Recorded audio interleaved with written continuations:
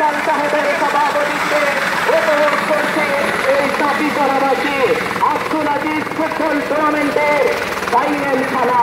আর সেই ফাইনাল খেলায় আমাদের এমপি মহোদয় সর্বাত্মকভাবে আমাদেরকে সহায়তা করেছে।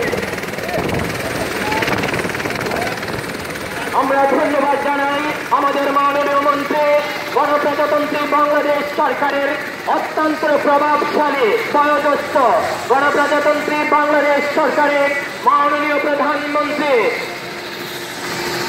অত্যন্ত আস্থাভাজন জাতীয় নেতা জনাব আমির হোসেন আবু মন্ত্রী মহোদয়কে আমাদের পক্ষ থেকে, আরিফ হাসান সাহেবের পক্ষ থেকে, আব্দুল কাদের। সুপ্রিয় দর্শকবৃন্দ, আমরা যারা এখনো মাঠে আছি হেলিকপ্টারটি উড্ডয়নের পরপরই আমরা যার যারা অবস্থানে চলে আসবো, যথাসময় খেলা শুরু হবে।